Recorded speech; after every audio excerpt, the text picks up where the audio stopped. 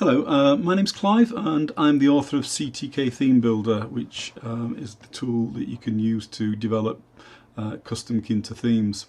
So in this video I'm just going to go through how you install CTK Theme Builder on a Linux environment. In actual fact, in this case, it's Linux Mint, and I'm on Linux Mint 21.1. There are hundreds and hundreds of Linux distributions, so obviously I can't cover the variations of how you would go about it, and hopefully you'll glean enough from this example to be able to piece it together for your own distribution. So I'm on 21.1 of Linux Mint, and that by default comes with Python 3.10. Linux Mint is based on Ubuntu, and I think the latest version of Ubuntu is 23.04, which by default comes with Python 3.11. So if you're on either of those distributions, you're fine. If you've got a distribution which has got Python 3.8 or above, you're fine. So as long as those conditions are met, you should be able to proceed. Otherwise, you're going to have to basically start doing some Googling and work out how to upgrade the Python on your box. You do need a desktop, and I'm using Cinnamon from the Linux Mint options. If you don't have a desktop, then you're going to have problems running a Python GUI, so that's also a requirement. So first of all, what we need to do is just check the version of Python, and it's probably worth mentioning that when you're on Linux, typically you need to use the command Python with a digit 3 at the end of it, which is different than what you might see on Windows, for example.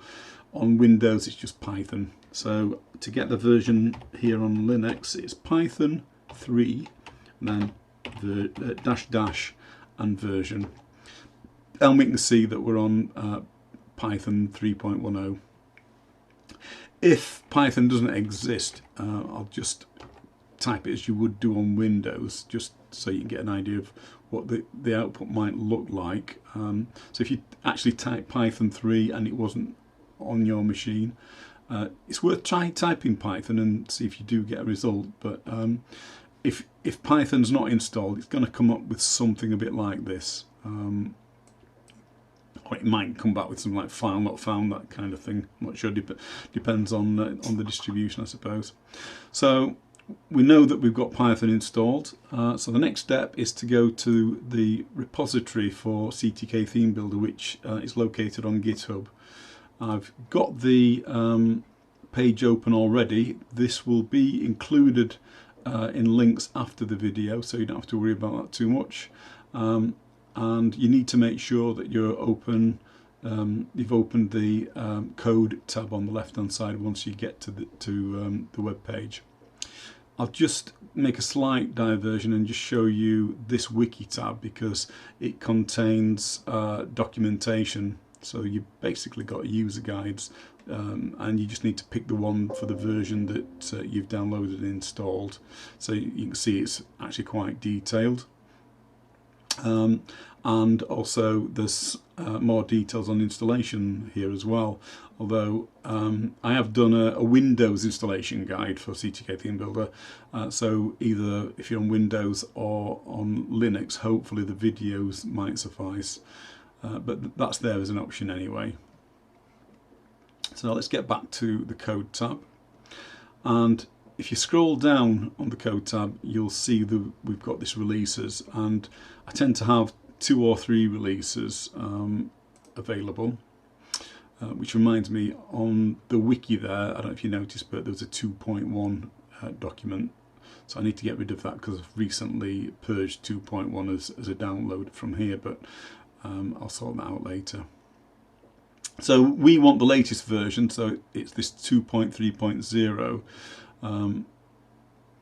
2.2.1 is the release that's available, but especially if you're on Windows, you definitely want this because it's got some important fixes for Windows in it. But we'll take it anyway. We download it by clicking on it, and what I want to do is put this in my home directory. So Control X a bit like you would on Windows, navigate to my home directory and do a Control V, and it's down here now. So the next step is to extract the installer which is sitting inside this archive file. So I'm going to double click on it and then navigate inwards, and then you're looking for this theme builder setup.py file.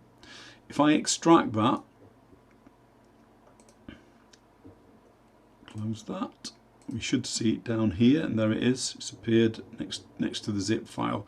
And what we're going to do is we're going to run Python against this, and we're going to point it to this file, and also tell it where we want to install the CTK theme builder. So let's, in fact, if I right click here, open terminal, I'll just make sure I'm in the right directory. I'm in the home directory. So the command we need to run against these files. So I'll just do a zip file. That means I can list of the zip files. That means that I can just copy and paste, and I'll list the Python file. So it's Python 3. And we're running against the setup utility, and -i, and we need to give it the home directory. So my home directory is /home/Clive.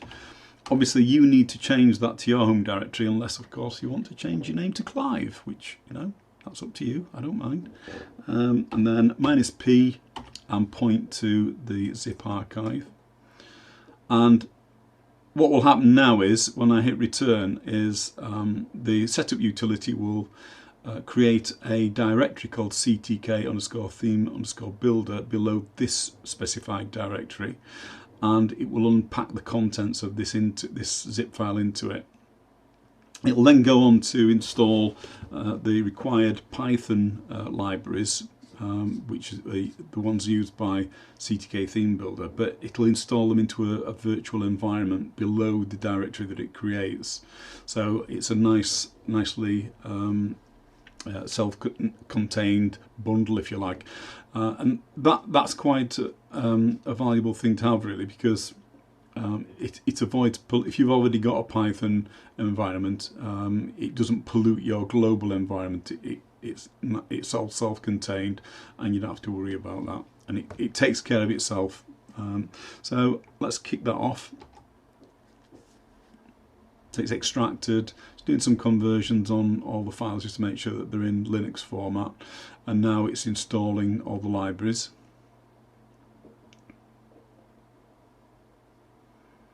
And this final bit here is it's setting up the internal configuration for CTK Theme Builder.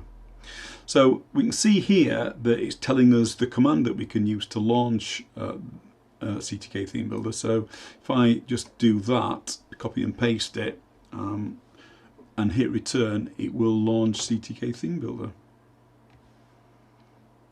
And it's launched it using the default theme, which is Grey Ghost when you first install. That might be a bit too stark on your eyesight. So what I tend to do is switch it to Oceanics. Oceanics has got a little bit of colour to it, but it's not too distracting when you're trying to concentrate on a theme that you're building. Also, I tend to switch to dark mode as well, so I'll save that. And if I quit and start it again, you have to restart for the application for the new theme to take effect. And you'll see we've now got it in Oceanics. And I can now select a theme, and you should be in a position where you can start developing your themes now. One final touch that you may be interested in, and that is a bit like on Windows. You can on Windows you would create a shortcut so you can launch it from your desktop. What you can do on Linux Mint, for example, and again, this is one of the bits that will vary from Linux distro to Linux distro, but excuse me, you can do a right click on the desktop and select this create a new launcher here. So if I do that, you get a little pop-up, and just give it a name.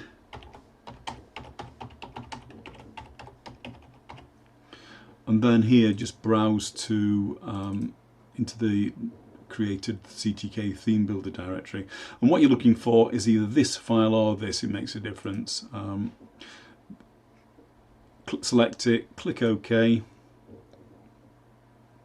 click OK again. I don't want that, so now you can see it's created this launcher. So if I double click that, it launches CTK theme builder for you.